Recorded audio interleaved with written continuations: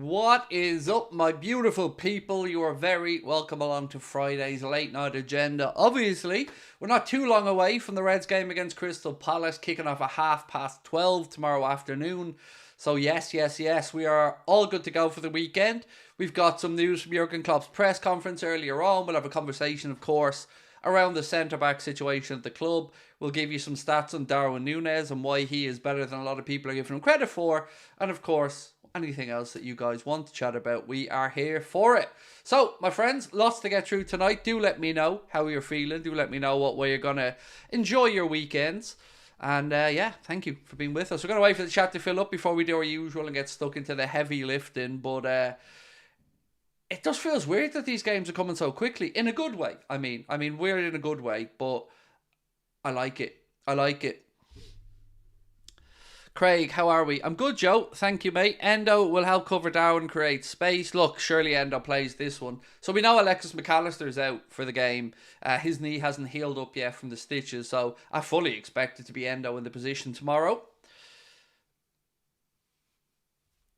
Surely there's no way we don't get a centre-back in January. Don't worry, Matt. We'll go through that, mate, and lots of other bits and pieces as well. And look, I very much disagree with our manager regarding January, but we'll get into that in a while. I have a very different outlook on things than Jurgen. And, do you know, I don't say this very often, but I would go as far as to say, I don't believe Jurgen. I don't believe that's what he thinks either. So I'll go through his press conference, give you guys the takes from it. You've probably seen the video earlier on today. If you haven't, then, you know, I think you're going to be in for a bit of disappointment tonight. But I'm going to try and make it optimistic. I'm going to be upbeat. Is that a new microphone? Nope. Same one, mate. Same microphone. I've just repositioned it slightly. But no, it's definitely the same microphone. Why? Does it sound clearer or better or worse? Or no, it's definitely the same one. Definitely the same one. New Jersey's in the house. Nice. We like that. Well in. Welcome in, my friend. Who we got? Eduardo. Welcome in, buddy. Lovely to have you with us. I got a wager up my 10-year-old daughter as to what you'd be wearing on the show. Well, I bet you all lost because nobody was expecting an Under Armour hoodie today. Let's be honest. It was just, again, it's one of them that was in the back of the wardrobe and I hadn't worn it for a while. So I just said, hey, let's throw a spanner into the works. Don't call me Shirley. Okay, James, I won't. Surely you can't be serious, James. Armaz in the gaff as well. Joe, we love that. Welcome in, buddy. So look, we'll fly through some of the quotes from Jurgen Klopp's press conference earlier on today. We'll talk centre-backs and we'll talk Van Dijk, Matip, lots of other bits and pieces. So, did you watch Shane McGowan's funeral? I did, mate. It was lovely to see the impromptu sing-song in Dublin City Centre. That was lovely. I did also see Glenn Hansard singing Fairy Tale of New York at the funeral. It was a good send-off for Shane. It was a good send-off. Do you reckon we'll sign Wirtz? No. I don't have any hope that Liverpool sign Florian Wirtz. Do you think that we will win the league?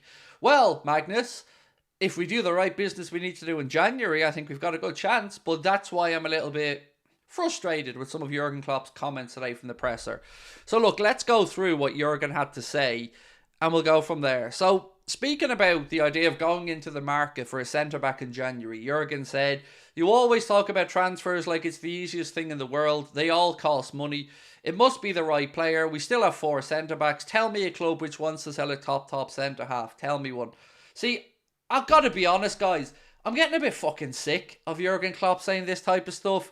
Tell me so. Like, I remember the conversation where he went, tell me who could come in and give us the attributes that we can't get from Alex Oxlade-Chamberlain and Curtis Jones. And I've heard these lines before. They weren't right then. They're not right now. And I don't think for 1 second that Klopp truly believes we don't need to go and get a centre-back in January. Nor do I believe that there won't be a centre-back available. Look, the way Klopp goes on sometimes with this stuff, you would think nobody's ever bought or sold a player ever.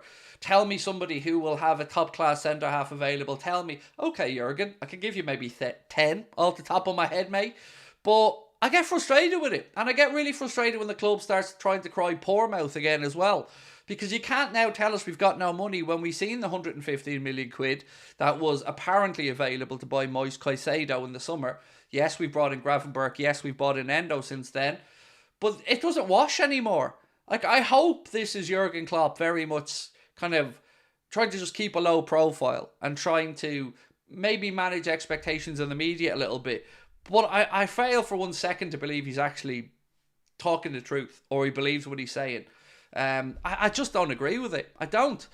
Tell me one time we've rolled the dice and it's worked. Because I can't think of one.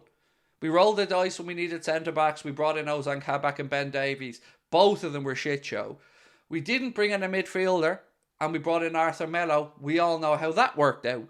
So Liverpool's history of sticking with what we have and being eternal optimists, it doesn't cut the mustard, lads. It doesn't work. We know we've got 4 centre-backs at the minute. We know that Joel Matip is out for the season. These are indisputable facts. So Matip's out. So now we're stuck with Virgil van Dijk, who's absolutely amazing at the minute, in brilliant form. But he's still 32 years of age and still going to have to be rotated in and out throughout the season as the games come thick and fast. Then we've got Ibrahima Konate, who again, if he's fit and available, none of us have an issue with. But we know that the likelihood of Konate getting through the rest of the season without a little niggle or a muscle strain is pretty much slim to none. Just look at recent history again. Then we go to a young centre-back in Jarrell Kwanzaa, who we've all got high hopes for. We're all very fond of. But you add to that Joe Gomez, and you've got somebody who has had fitness issues in the past. Somebody who, I can only speak for myself and say I'm a little bit nervous when he plays at centre-back. I'm far more comfortable with him at right-back. So that's our 4 centre-backs. We've got a Premier League title race. We've got a League Cup that we're still in, an FA Cup that we're still in, and a Europa League that we're looking to win. I don't for 1 second believe we won't pick up at least one more centre-back injury this season. And then, depending on who it is, we could be stuck with Joe Gomez being our most senior centre-back. And that doesn't fill me full of confidence.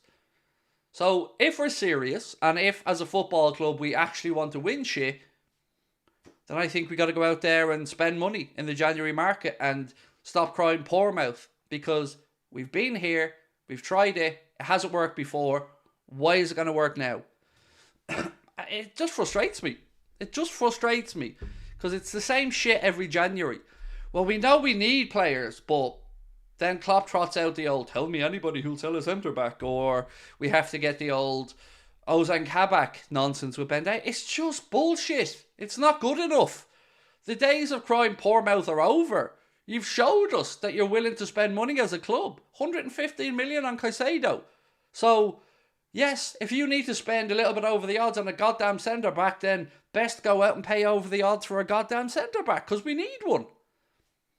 I'm all for being kind towards Joel Matip. I'm all for the club sticking by Joel and helping him recuperate. And of course, no problem with any of that. But not at the expense of the goddamn title race we're in. How many seasons do we have to watch go by before the club actually starts getting serious about winning shit? Come on now. You know what I mean? We've got to start winning stuff. Well, these years under Jurgen are running out. So I won't for 1 second believe that the club can't get 25 or 30 million to go out and get a centre-back. I refuse to believe it because it's bullshit. Is the Lacroix links true or fake? I don't know. I mean, I'll go through the links and I'll take you through them and we'll discuss it. And there's some stuff on George Schmadtke as well. But yeah, it's frustrating as hell. So speaking on Matip, Jurgen Klopp said, I'm pretty sure the club will show their class. I would say there's a chance of a new deal, but it's not my decision. Look, let's be blunt and honest about it. Joel's great. And I very much enjoyed Joel at the football club. He's been a great servant. But if we're crying poor mouth in poverty and that we haven't got money to buy a new centre-back, the fuck are we potentially going to give money to another centre-back with an ACL injury who's out of contract at the end of the season? Somebody has to be... there has to be common sense somewhere. As I said, I'm all for helping Joel in his rehabilitation. I'm all for Liverpool doing that. But not at the expense of us being able to go out and actually challenge. Geez, somebody needs to just... ask a proper question in these damn press conferences, because I don't know who's sitting there, but between all the journalists, they all seem to not have the balls to go, sorry, Jurgen, we've heard this one before. You did this January previously, other Januaries, and that didn't work out too well for you. So, again, it's just, I get frustrated with it, because we were told for ages, oh, it's all about Liverpool wanting Andre. Not available. Then he becomes available and what? Oh, we're not interested all of a sudden. It blows your mind sometimes, the decision making at the football club. So I get it. They want to get it right. I get it. They don't want somebody who maybe isn't their ideal target. But you know what? Shit happens. Goalposts get moved. Situations change.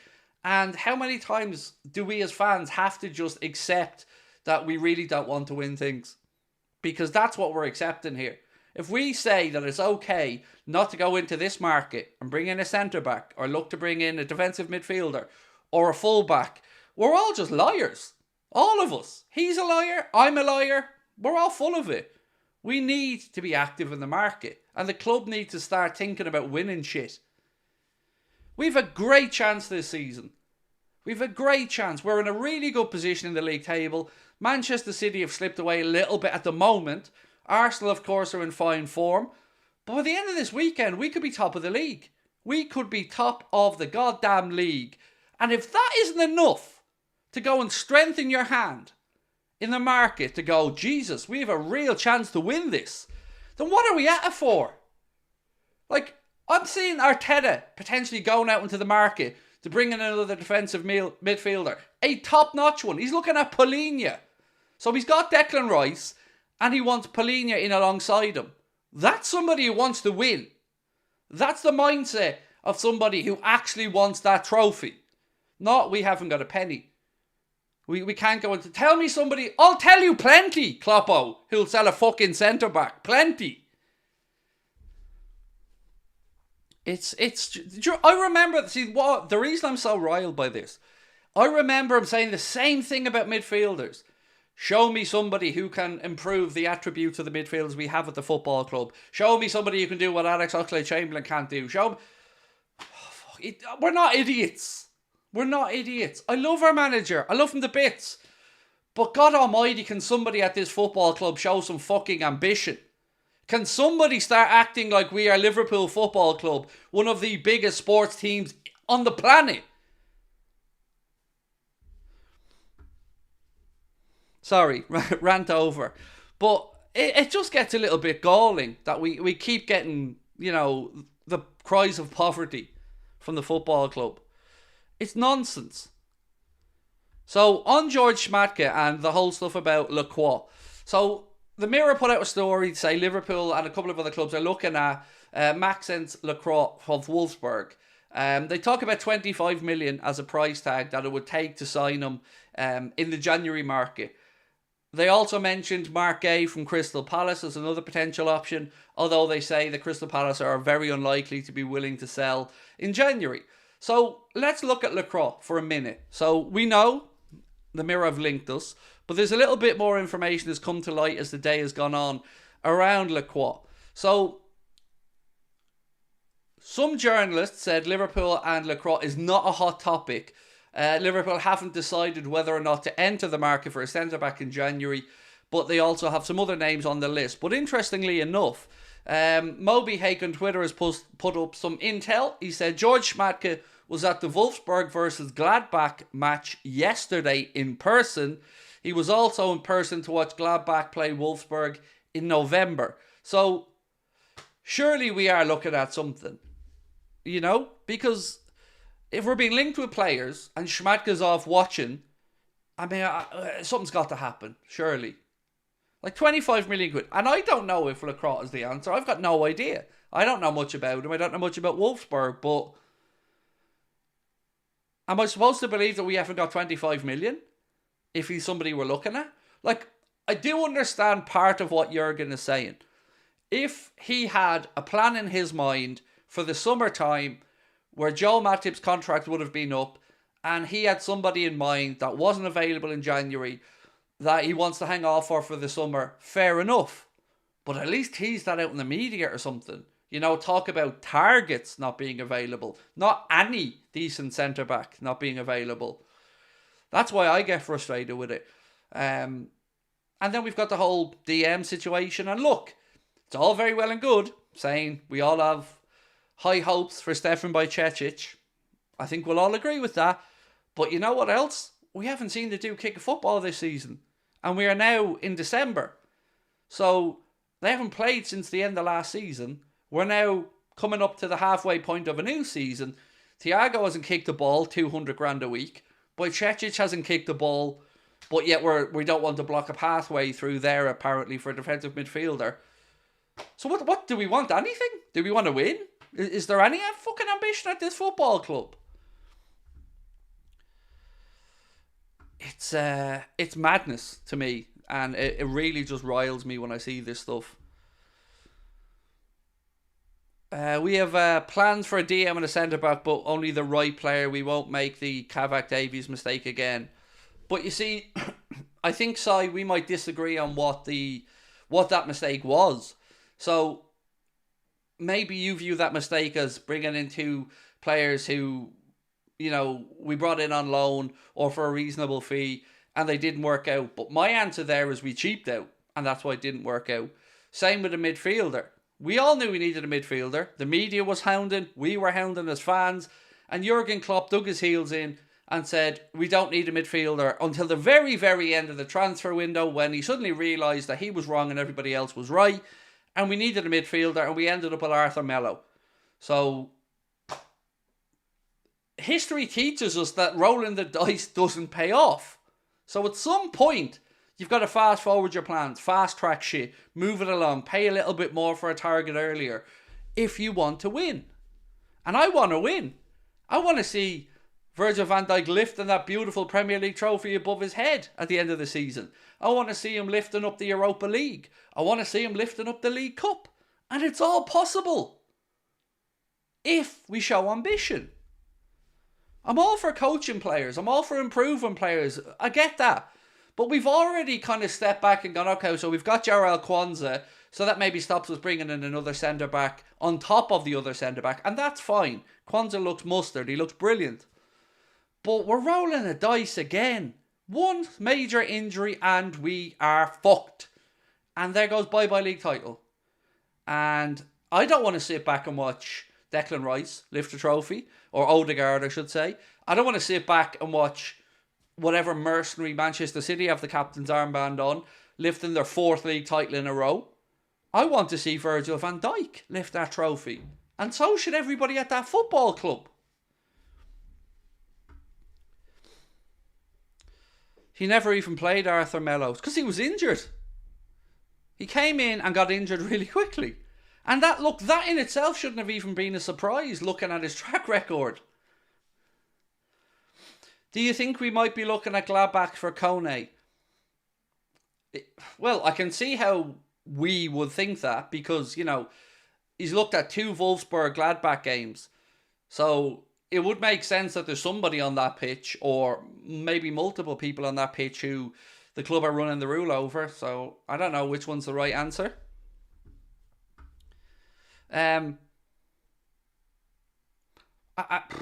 Kone, see,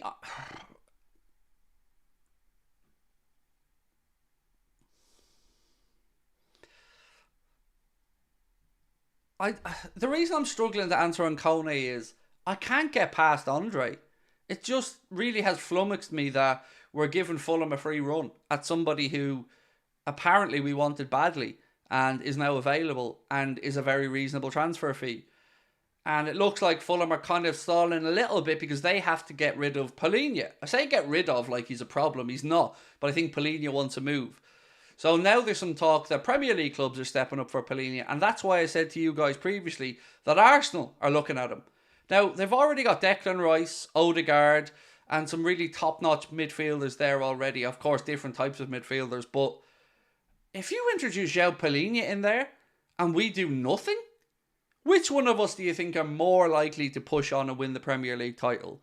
The team that sat back and rolled the dice on Endo, who has been very good, but we aren't 100% convinced on yet. Young Stefan Bajcetic, who hasn't kicked the ball yet this season and will take a couple of months when he's back to get into form or get into a rhythm.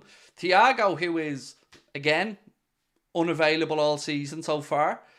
Or Arsenal, who every time there's a weakness in their squad, the manager's given money and funds to go and strengthen it and does it in the right way.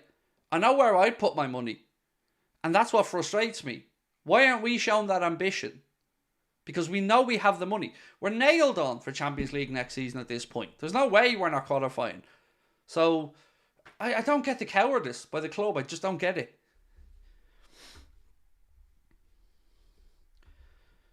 Arsenal owners are showing ambition. Well, Kroenke is kind of showing a bit of ambition, isn't he? You know, they splashed out £100 million on Declan Rice. They've brought in some pretty good signings over the last few years, and credit to Arsenal for that. You know, I'm envious at times looking on at some of the spending that they've done. And every time we get to a market, it's like big build-up when the market's not open. Then as we inch towards the market, this stuff comes out all the time, every fucking window. It's rinse and repeat. Stanislas says, Gay, or is he too expensive? So, look, Mark Gay of Crystal Palace is, as we know, mate, somebody who the club have been linked with. Homegrown as well. Palace are in a bit of a mess at the minute. And I don't think that Palace will want to weaken themselves any more so in the January window. So I don't know if he's truly available or not. But look, we could all name 6 or 7 centre-backs that Liverpool could look at or make a move for. But we keep just stalling and stalling and stalling until we have a huge problem. And then we end up playing somebody out of position and come up just short. And as I keep saying, my big fear has always been that I look back at Jurgen Klopp's time at this club with regret that we didn't do more, that we didn't win more titles, because we've got 2 more years of Klopp after this season and we've won one of everything. And that's brilliant, don't get me wrong, I'm over the moon that we've won one of everything. But I can't help feeling like we've left some trophies on the table because we haven't shown enough ambition in the market. And we are in no way close to falling foul of FFP. No way near it. Premier League want clubs and UEFA want clubs to be spending no more than 70% of turnover on player salaries. So most clubs struggle to even get towards the 70. We're at about 62 from what I'm aware of. We've got nothing holding us back other than the owners spending the money. That's it really.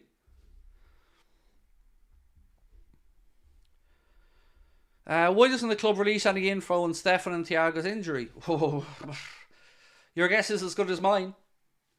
Because it just leads to more frustration for us, right? Like, I'm going to bring you back to Thiago last May or June. The whole point was he finished the season early. Thiago's last game for us, if I'm not mistaken, was April. So he went and had that operation in Barcelona early to try and get back for the start of this season. We're almost halfway through the season and 800 grand a month is going out the door for nothing. Joel Matip was doing really well for us. Probably, pushing to be our first choice centre-back alongside Verge. But unfortunately now, Joel has had a really serious injury. The latter part of his career. Somebody who's had knee issues and issues in the past as well. And I get that Klopp wants to show love. And I get that Klopp wants to support him. I do get that. But look at what that's done to him before. He went to bat for Henderson. How did that work out? Yeah, he snaked off to Saudi as soon as the money went. I don't know. I just feel frustrated because the season's there for us. The Premier League title is up for grabs. And look at the top of the league stream me and Adam did the other day. I said the same thing. Whatever club goes out in this winter market and addresses their deficiencies is going to be the favourites to go and win the Premier League. It's as simple as that. I don't know why we feel like it's bad to go, yeah, we need to strengthen here. Let's go do it. I don't understand what the problem is with it. Nobody's expecting us to buy £100 million centre-back. But there's plenty out there who can I'm sure, come in and do a job. And do a job over 3, 4, 5 years if needs be. And in worst case scenario, fucking sell somebody if it's a money issue. T said Matip was doing great. Oh, he definitely was, mate. I couldn't agree with you more. I was so pleased with what I'd seen from Joel. Joel was playing brilliant. And, you know, I would say Ibrahim Konate would have had a battle to get that shirt back, that position back, because Joel, he was looking really good. But, unfortunately, we are where we are. And Sentiment FC isn't going to cut the mustard. We need to push on. I love Konate, but he's always getting these injuries. He does pick up some injuries. And that's what I don't get from Klopp. Like, it feels like he thinks if we say we need somebody, we're automatically calling everybody else not good enough. It isn't that, though. But we can't ignore injury records. We can't ignore the recent history of these centre-backs. We haven't been able to play a steady 2 centre-backs for the business end of a season for I don't know how long. Like, go back to the days where United were winning trophies, or Arsenal were winning Premier Leagues, or Chelsea were winning Premier Leagues. You had a centre-back pair in there that were bulletproof for most of those clubs. We haven't really had that, but we've been lucky enough that we have had a collection that can do jobs, that can come in, that can play to a level. But just to make it very clear, we've a 32-year-old captain who has to be managed because of his age and, of course, the amount of games coming up. We've a 19-year-old kid in his first real season in the Premier League who needs to be nurtured and developed. We've got Joe Gomez, who God knows what Joe Gomez is going to show up from one week to the next, because one minute he'll look like Beckenbauer and the next minute he'll look like Ozan Kabak. And then we have Ibrahim Konate, who I think we'll all admit picks up injuries. It's weird. Would you take Casemiro? No, not at all. That would be just silliness. You know, why would we take a United reject who's not shown any form in the last year, really? The first year he came in at United, God almighty, he looked brilliant.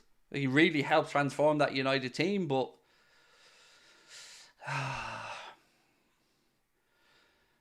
isn't Lacroix injury prone? Don't know.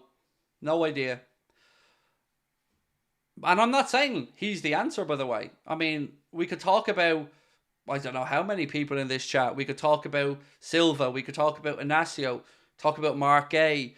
We could talk about Hincapie. We could talk about Lacroix. We could talk about 4 or 5 other centre-backs in world football. Like, Jurgen tries to convince us that there's nobody available with his show me any club who wants to sell a centre-back. Nobody wants to, but the problem is for them, they fucking have to, because Premier League's where the money is. And these other clubs, a lot of them around Europe, need to sell to survive. Need to sell to balance their books. So that's where we slip in, you know. The big boys at the top of the money tree, at the top of the pyramid. We go in and go, well, we could make all of your financial woes go away by taking this top-class centre-half or this defensive midfielder or this fullback. And fullback I'm kind of okay with. You know, I know Andy Robertson has to come back. Costas has done okay. On the other side, we've got Trent Gomez's cover, and now Connor Bradley's back. So there are some options there, but I don't think any of us really truly feel like we've 100% boxed off the defensive midfield position, or that we couldn't do with another centre-back. Because we're going to have to get a centre-back in the summer, one way or the other. Because whether Jurgen wants to give a new contract to Joel Matip, he's still going to miss half of next season. So that's not going to really help us out in the long term either.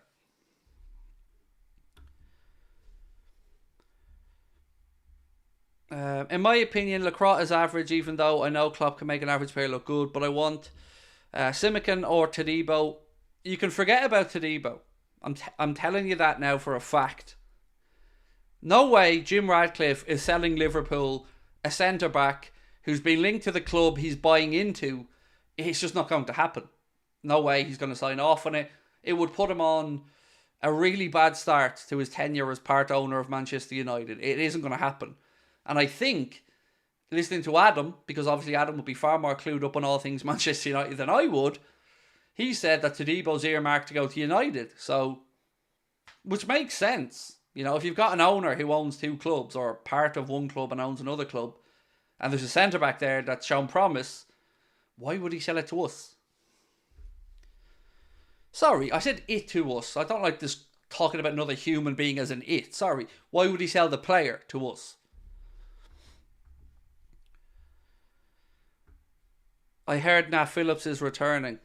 Maybe. And here's the thing. Nat Phillips isn't good enough. I like Nat Phillips. I have a lot of respect for Nat Phillips. But there's a reason he's never been a mainstay in the Liverpool defence. Because he's not good enough. Lewis said, I watched Bayer Leverkusen a bit. Hincapie doesn't get injured much. So he might not be too bad. So I'm actually going to go to bat to Jurgen on that one. Or for Jurgen, sorry. I think it's going to be really tough to get anybody out of Leverkusen. Whether you're looking at Averts, whether you're looking at Hincapie, whether you're looking at Frimpong. They're not going to want to sell because they are in a really good position. You know, they're battling Bayern Munich for the Bundesliga. They've got a good manager playing an exciting brand of football. And they want to make sure that they get into the Champions League. They're still in the knockout stages now of the Europa League. So I do kind of agree that that's unlikely. I would give Jurgen that concession. That I think, okay, if Hincapie was the one, I do think it's pretty difficult to get him out of Leverkusen in January. Liverpool need Gonzalo Inacio. Oh, the thing about that is, mate, if we really wanted him, I would find it very difficult to stomach spending another 20 million quid to sign him 6 months after we could have had him for 40 million. Now we'd have to pay 60 million euro because of the new release clause. So I feel like we shit the bed on that one if we really had an interest in the player. A young, fast, consistent, not injury-prone, left-footed centre-back and a young, natural CDM is what we need, said Jorrit van der Kuy. So what I'm hearing is we need Andre.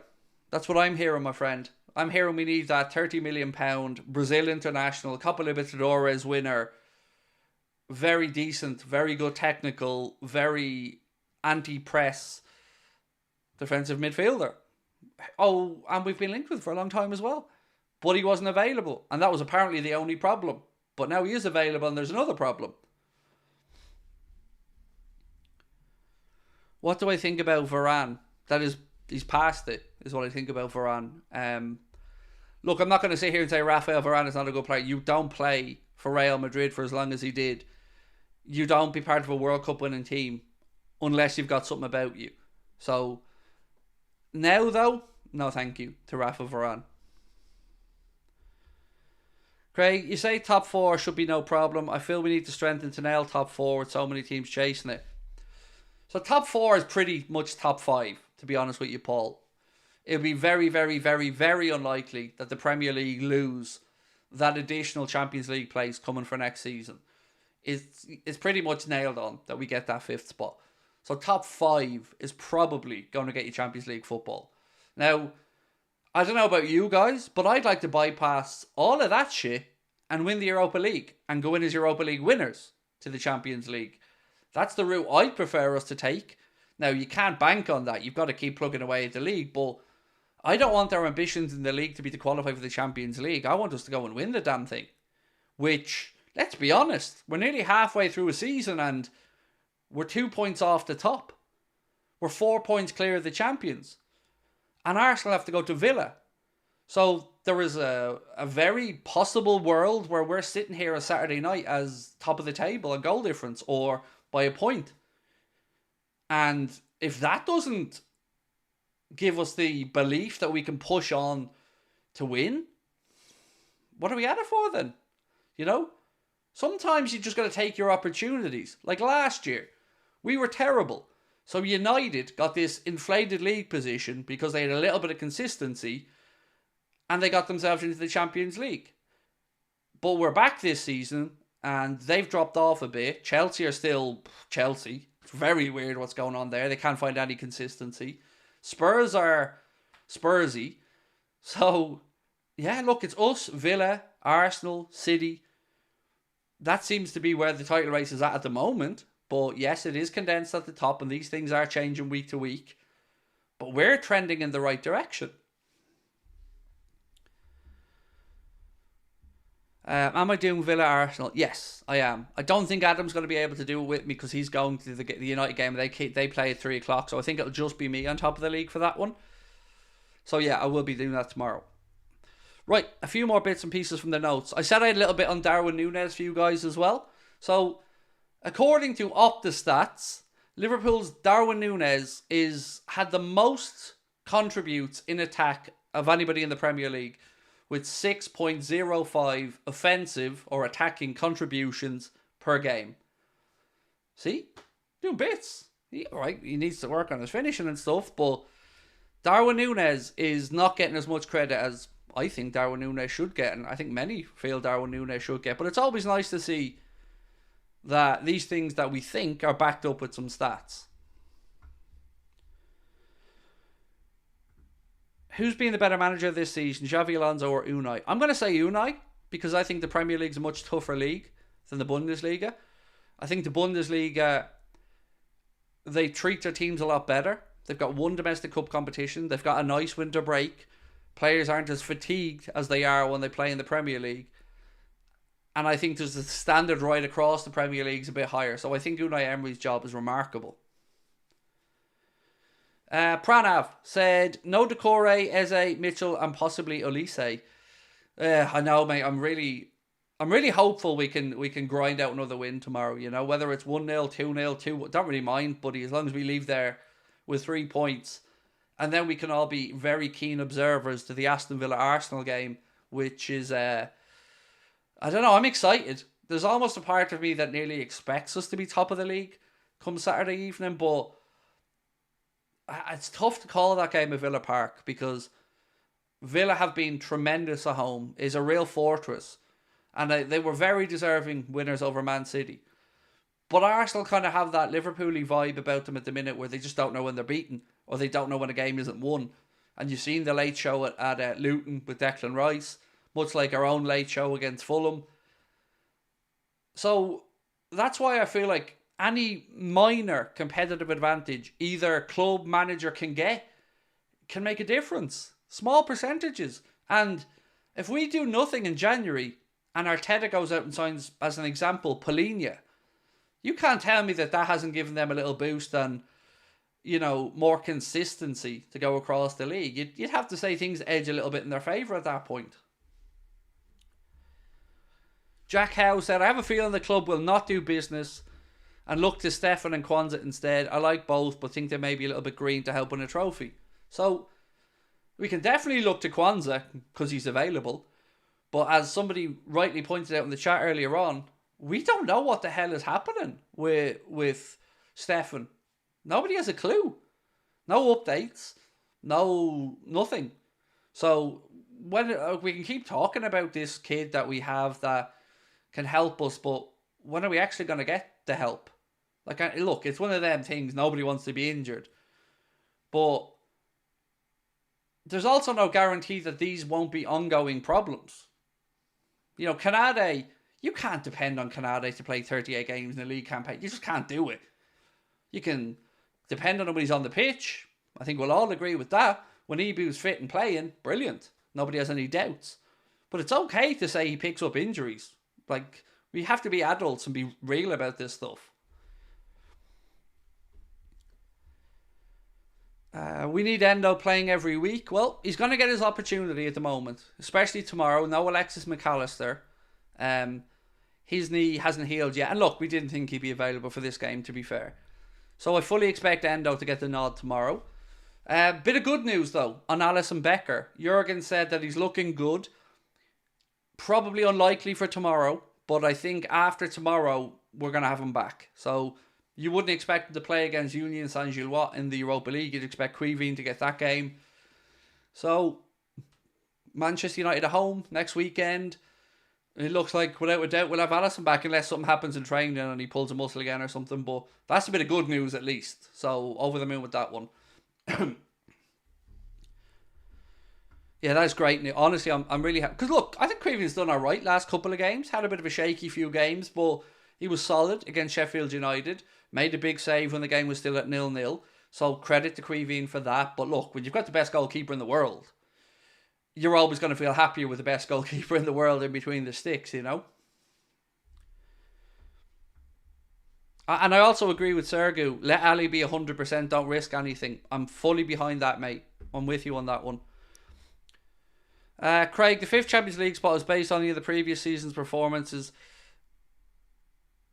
It's based off a 3-year performance that I'm aware of, Stanislav. And I remember reading an article last month that said it will take an absolute capitulation from Premier League clubs to see that place fall away. Like, Premier League was a good bit ahead in that coefficient table with La Liga second.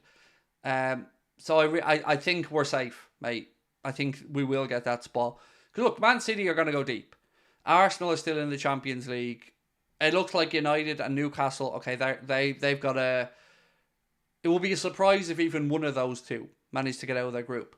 But then you've got Liverpool through in the Europa League. You've got West Ham through in the Europa League. You've got Brighton through in the Europa League. You've got Aston Villa through in the Conference League. So it's not like English clubs are all falling away in Europe. You know, we're still there. Most of the clubs.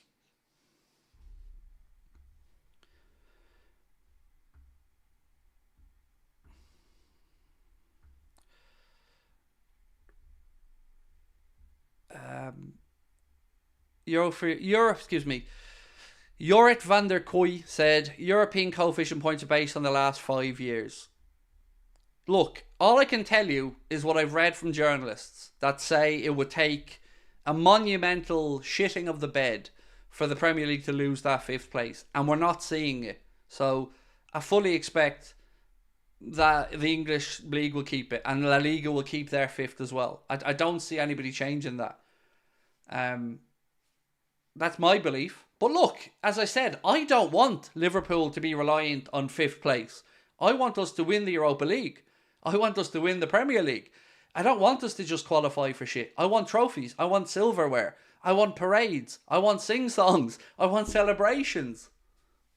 And not the sweets, although I wouldn't say no.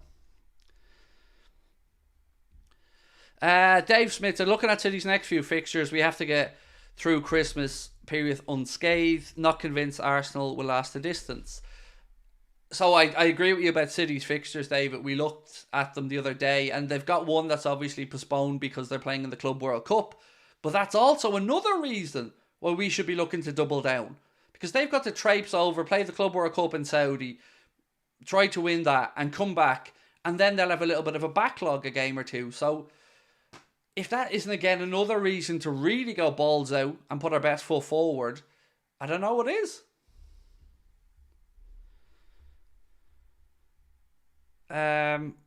What else is there? Darwin has to start tomorrow, said Luke Dunn, after Gakpo not taking his chance. I would back that, Luke. I thought it was fair for Gakpo to get the chance against Sheffield United. I thought he'd earned that chance based off his previous display and based off Darwin having a frustrating evening. But I do think, like you've said, best foot forward tomorrow. Darwin has to start. I did my preview. It's up on the channel. My predicted 11 is Queevy and Kelleher, Trent Alexander-Arnold, Kanade, Van Dijk, Costas, Endo, Soboslai, Gravenberch, Salah, Darwin, and Lucho. That's my predicted 11.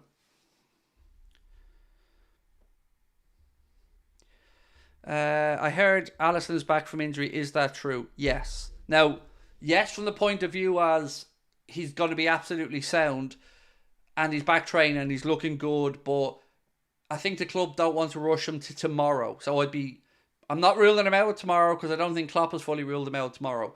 But what I would say to you is, after tomorrow, we can be 100% sure we're going to see Alisson when needed next. That won't be most likely in the Europa League because that's Queeveen's competition and it's a dead rubber anyway away in Belgium. So we'll have him ready for United next Sunday at Anfield. And I think that's the right call either way. If there's any doubt or any chance whatsoever that it gets a little bit worse, or we can do him another injury, rest them, because we've got United, West Ham and Arsenal coming up the following week. We need Jota back ASAP. I think there's a positive outlook on Jota as well. I'm trying to remember off the top of my head, but I think he's jogging. I think. So I don't think Jota is going to be too long either, which is brilliant because look, Diogo Jota is a great man for picking up a goal or two, and he loves playing against Arsenal as well.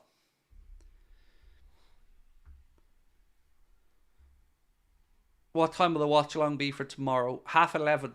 11:30, George. Will be starting an hour beforehand, mate. Any news on Jota? I just spoke about him, Martin. I think he's not a million miles away. I think he's ahead of schedule, from what I can gather. Craig, would you not play Gakpo, Nunez, Salah and drop Diaz to the bench? Why? Lucho's far more effective in that left wing, away from home for me, than Gakpo. I mean, you could maybe make an argument for playing Gakpo in one of the two midfield positions, ahead of Endo. But then again, you know, I don't want to lose out Gravenberch and Soboslai because I think they're both brilliant.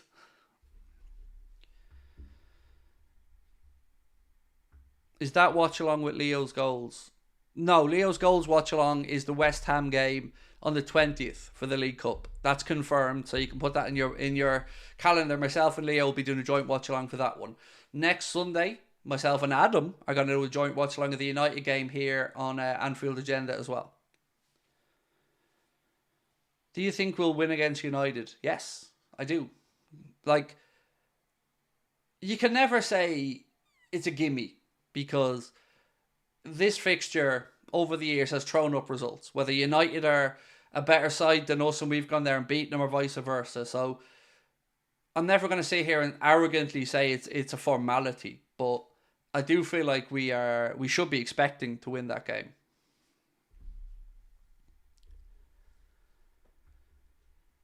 Lucho can hold on to the ball for too long. Him and Curtis do a lot of the hold-up play, which helps us keep control of matches. I love Lucho. And look, I'm no problem with Gakpo playing either, but I think if we're looking for our best front three, for me it's Lucho, Salah, Darwin. That's my preferred three anyway. How long are you going to be on for today? Well, it's a really quiet stream, so probably another 15 minutes or so. Predictions against United. It's too early to give them because if I give a prediction now, we pick up an injury in the week, I'll change my mind again. So, yeah, I won't really start thinking about the United game till probably Thursday. Am I confident about beating Arsenal? I'm confident we won't lose at home. You know, Arsenal are a good team. They deserve the respect they have. I don't think they're the finished article. I don't think they're a perfect team. But like ourselves, they've got the bit between the teeth at the minute. You know, they're sitting at the top of the Premier League table, deservedly so. So full credit to them. But we're at home. It's right before Christmas. You would hope that barring a red card or something silly, that we'll get something from that game. I mean, optimistic, looking for a win. I think worst case scenario, that'll be a draw for us. But I'm always confident we play Arsenal. I don't know why, but I do. I always feel confident we play them. Do you see us being strong during the AFCON? Or do you think we'll capitulate? Nah, we won't capitulate. Look, you're always going to miss Mo. Of course you are. But I think we've got options. So we can stick Soboslai on the right. We can stick Elliot on the right. We could stick Lucho on the right and stick Gakpo on the left if we need to. And Jota will be back by that point as well. So I think I don't remember off the top of my head the fixtures we have during the AFCON, but I don't think it's the worst run of games. Do you think Villa can keep pace with the top of the league table? It's a really tough question, Craig, because they deserve to be there.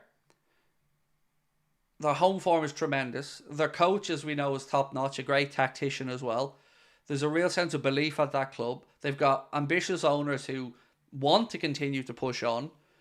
So I feel So I'm going to make a statement that I feel comfortable saying. I think they'll finish ahead of Spurs. Now, whether that does enough for Villa or not, that remains to be seen. But I think they deserve to be spoken about in the top 4 or 5 clubs because it's not a fluke. You know, we've seen this sustained now for a good while with Unai Emery. And they've got plenty of options, and they've brought in obviously the likes of Yuri Tielemans on a free, who is only starting to come into his own at Villa now. They've got Leon Bailey, who if they can keep him fit is an absolute bundle of energy and threat coming off the bench. Ollie Watkins in great form, working really hard. The manager loves him as well. They've got a goalkeeper who, you know, can certainly help control a game and control his area. John McGinn in midfield is really good. Douglas Luiz is in good form as well. So, you know, you've got to say, again, deserving. You know, no hate, no disrespect. Villa are a good team. But the good news is we've already beaten Villa 3-0 at Anfield, so we don't have to worry about playing Villa till, I think it's May the 11th or something like that when we play Aston Villa. Have you seen rumours that Kwanzaa is playing tomorrow? I haven't, but I'm fine with it if he is. Honestly, I'm absolutely safe. If Jurgen puts in Jarrell Kwanzaa tomorrow, I have no issues with that, mate. You know, I've not seen anything from Kwanzaa to feel nervous about. You know, he hasn't missed a beat since he's played, so if Jurgen feels he needs to play him, then play him. Second to last game of the season we play Villa. So yeah, good. Because you don't want this Villa at the moment, like in good hawk form. And don't forget, Villa will also, like ourselves, have Thursday, Sunday football for the foreseeable. You know, they're in the knockout stages of the Europa Conference League, or they will be. So they have that to contend with as well. Newcastle, of course, could either have no European football, could have Europa League football, or could somehow pull off a miracle in the Champions League. United, well, actually, they're probably looking more likely to be out of Europe altogether, because if you look at what has to happen for them to either finish second or even finish third, it's pretty improbable. Spurs were always going to be as strong as they can keep Maddison and Son. And when Maddison got injured, everybody expected a bit of a fallback from Spurs, but to be beaten by West Ham at home after going 1-0 up and let's be honest, battering West Ham for the opening 40 minutes or so, that was a surprise. So that definitely feels like Spurs are going to be somewhere between 4 and 7 in the table, probably. I thought Craig said, can we drop all the caps rule? I did, mate. I did. So, but look, I'm not arrogant enough to think that every mod is watching every stream and sees everything. But I did say that we can forget about the caps rule. Yes, that was something I definitely said. I'm just trying to make life easier for the mods. You know, somebody using caps, it isn't the worst thing in the world. I think we can be a bit less picky on certain things. So I want to make our mods' lives a bit easier. I'm always mindful that the mods, you know, they're here to enjoy themselves and have crack with the rest of us as well. So I don't want them constantly glued to the screen. So what I can do to make their lives a little bit easier, you know, I really appreciate the support. So hello, Craig, how are you? There's no need to shout, dude. Calm down. I'm good, man. I'm good. Are you by any chance looking for more mods? We gave a couple of more mods out the other day. Best is to ask me on a match day, because if the chat gets busy, we may need help. But ultimately, we try to have conversations about these. And Mark, I like to let Mark make the suggestions. To be honest with you, he's our chief moderator. I like to give him the power to suggest who he'd like to have on board. Davidio, much love, my man. Much love. I hope you're well. Oh, David, all good, mate. All good. As I said earlier on, I'm not arrogant enough to think that every moderator and every person is in every stream, buddy. So I probably should have posted it into our moderators Discord, David. So that's on me, pal. What else we got? Craig, do I like the prospect of Williams? Which one? You're going to have to give me a bit more than the prospect of Williams. If we're talking about Nico from a Bilbao, well, he signed a new deal, so he's going to be staying put. Why another 12:30 kickoff? I know, but I got to be honest, as much as I don't like them, I don't mind them as much when they're not after an international break. So, the only part of me that gets really annoyed about a half 12 kickoff is the lazy part of me who doesn't like getting up that early. But I feel like if it's after an international break, we've got more of a reason to feel a bit aggrieved by them. So I'm not too bad with this one. And just a reminder, I won't be doing any content on Sunday because I'm over on the kickoff. So I'm flying over to London Sunday morning, and I'll be over there with True Geordie and the lads for the Newcastle game. So do tune in and say hello. Who's this new signing you're talking about? So, Omar, we're not saying he's definitely a new signing, mate. We're just speaking about somebody we've been linked to, which is Lequot from Wolfsburg. Moby Hay put up a tweet to say that George Schmacka was over at the Wolfsburg game yesterday, and he was over at the reverse of that fixture earlier in the season against Gladbach as well. So, between that and the links in the Mirror today saying that Liverpool are having a look at him, price tag mentioned was 25 million quid, so that's as far as we are with it. Super 556, thank you, buddy, for becoming a member. Appreciate your support. So, if you guys were to get some extra member benefits, what would you like? Because sometimes I sit back and I think, I want to make sure the members get as much as they can, as many perks as we can give them. Is there anything members would like on top of their membership to make you feel like you're getting better value? Because that's what it's all about for us. You're kind enough to support the channel. I want to make sure that you guys feel like you're getting your value. So if there is anything, throw it into the chat. If we can make it happen, we will. Even nudes. But they won't be of me. No. Unless you've got a microscope, you don't need to see that. Custom dance vids. See, you're probably more likely to get me to do that than something else. Membership only vids, they don't work. I've tried them. So I've made videos, members only videos occasionally, and they've got 50 views. Even though we have 2,000, or no, how many members do we have? I think we have 1,000 members, there or thereabouts. And we're only getting 40 or 50 views on them. So it obviously wasn't something that was that important to people. So yeah, I'd rather try and figure out other things. GIFs, we could probably sort out that. I think I'm going to open up the Discord group a bit more as well moving forward to probably to most members. I'm going to chat with the lads about that, and maybe we'll drop the only access for the higher members in there, and we'll get something else done for the members in the higher tier. Maybe we open it up for everybody.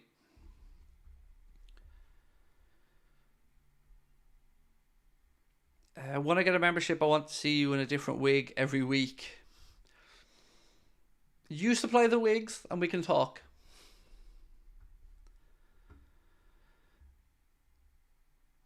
I've been subscribing and watching since we had a bit for Crusade. I love the content and you keep me sane about transfer rumours. Thank you, Ethan. That's really kind of you, mate. I still think what would have been Ethan over that Caicedo deal, buddy, because when we signed him, I got to be honest with you, mate, when we signed him, when we agreed a fee, I should say, I was convinced that was it. Like, there wasn't even a debate in my head about if we were winning the league or not. It was ours. Don't even bother trying to wrest it away from us. That was a horrible 24-hour period. A call-in show or a chat in the Discord server where we can actually talk back and forth. Yeah, that's a good shout, Davino. That's a very good shout, mate. I think we can certainly do something there. So, what about this for an idea? What if we had a tiered Discord where regular members can get into a normal Discord server where they have chat options available for written chat, but Anfield Agenda Ultra members can get into a voice chat part of the server where they can then interact with their other members. That sounds like a plan to me, Davino.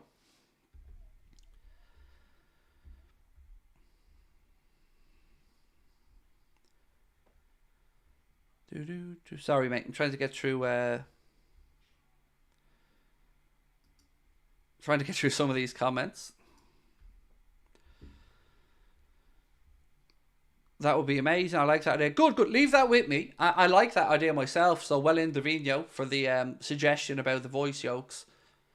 Yeah, because I've wanted to open up the Discord to everyone who's a member, even if they're gifted memberships. But yeah, I think the voice part would be nice to differentiate the ultra members. So yeah, leave that one with me. I'm going to work on that. Who would your ideal DM be? So I've got to say, how do I pronounce this person's name? Malshitha. Oh, it's been removed. Maybe spammed it. I'm going to answer it anyway. My ideal DM would I'd be reasonable about it, mate. I want Andre. You know, I like the price point. I like the age bracket. I like his experience. I like that he's already played in a big final, albeit not a European one, but the Copa Libertadores, which is huge. He's now a Brazilian international. He's going to go play in the Club World Cup. All of that makes sense to me, and for a very affordable fee. So that would be my answer there.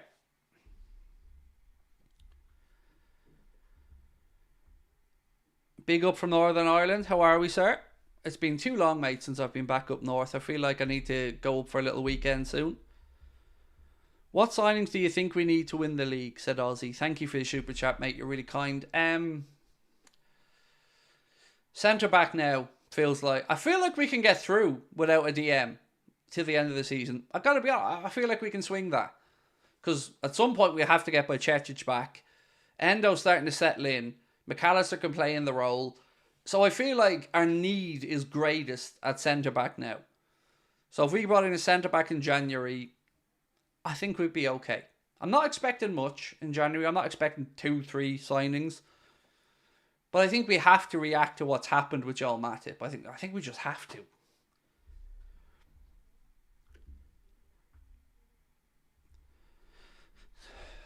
I'm going to be honest. Craig is miles clear of that United stand twit.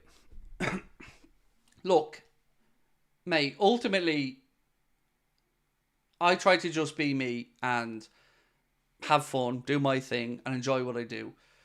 You know, I get compared to other people all the time, which is, it's fine, it doesn't really make any difference, but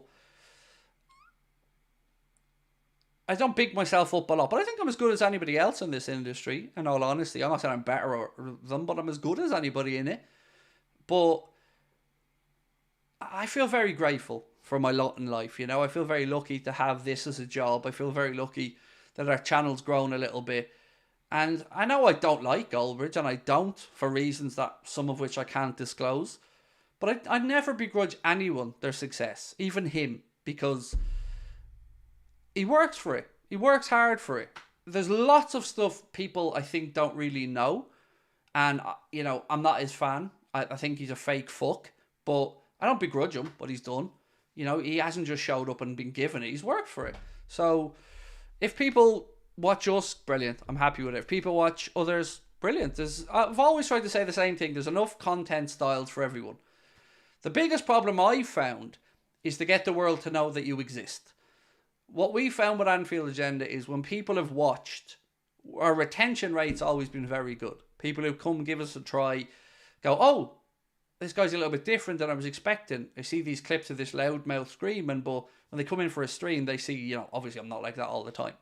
So yeah, I'm very grateful for what we have. I'm very grateful for you guys. I'm very grateful for 230,000 subscribers. Like, it sounds crazy to me. I think of this as just a big chat with mates. Honestly, people say I'm a fan of yours, whatever. Nobody's a fan of me because there's nothing to be a fan of. You know, I'm on the same level as everyone in my head. We're all just normal people. Favorite YouTuber to watch? I'm gonna say Nico Amalana probably. I love his ballsiness. Yeah, I think he's brilliant. I like watching the happy hour stuff as well. I see clips occasionally of the happy hour. God, I've got to be honest, I don't watch all that much YouTube because I'm busy and I don't really get the time. Obviously, I like True Geordie's podcast. I think it's really good. But IFL TV would probably be where I would watch most YouTube content. And even that, I've got to be honest and say, as much of a fan of IFL TV as I am, I think it's fallen off a little bit with the types of content. First video I saw, Craig was indeed screaming. Oh, look, I get it. I would think I'm an asshole if I seen clips of me. Trust me, I would. If I seen this gobby Irish lad screaming and shouting at football, I'd think I'm an asshole as well. But, you know, they're clips. Clips can make you look like anything, good or bad. Came for the transfer news, stayed for the crack. Love that, Luke. That makes me very happy, mate. Thank you. It really does. Thank you very much. What's this one? Oh, yes. So Liverpool have also extended their deal with Carlsberg, by the way. Thank you, Mark, for sending it on to me as well. So, yeah, Liverpool have extended their... I think it's... Is it another 10 years? But I know, certainly, we've been working with Carlsberg now for a very long time. And the club have extended that as well, which is good news. I mean, shit beer. I got to be honest with you. I wouldn't drink it if I got it for nothing, but... They've been loyal to the football club and they've had a great partnership together. So for that reason, brilliant. But I've got to be honest, I'd never, ever, ever, ever drink a pint of it. Nico to be Prime Minister, who says no? Look, honestly, Connor introduced me to Nico Amalana's stuff a few years ago. He's fucking brilliant. He's so good. I love his ballsiness. His class. But Mr. Beast as well. I think we all have a soft spot for Jimmy. Because the man just puts goodness out into the world. And anybody that uses their influence for positivity and fun like Mr. Beast does deserves all the plaudits they get. So, yeah. There's lots of great... Do you know what? They're the ones that I really appreciate are the ones that maybe don't get the big breaks. So I know people who are Spurs content creators or Wolves content creators who are really good at what they do. I say better than a lot of us, to be honest with you, but they just don't get their chances as well. So, yeah, it's a weird industry, this. People associate the number of subs with being better than other people. It's not always the case. Sometimes it's a bit of a luck. Sometimes it's appearances that you get or opportunities to fall in your lap. And, of course, some hard work as well. Right, look, I'm going to call it a night because it's a relatively quiet one on the news front, let's be honest. And we all need to get in our gym jams and get to bed early because it's an early kickoff tomorrow. So we'll be live from 11:30. We'll have our normal watch-along, match reaction, player ratings video. Then I'll be over onto top of the league for the Aston Villa-Arsenal game from 5 o'clock. Have yourselves a wonderful Friday night. Thanks for coming in and having a chat with me. And we'll see you tomorrow morning where hopefully we can leave Selhurst Park with 3 points and top of the table. Talk to you soon. Much love. Have a good weekend.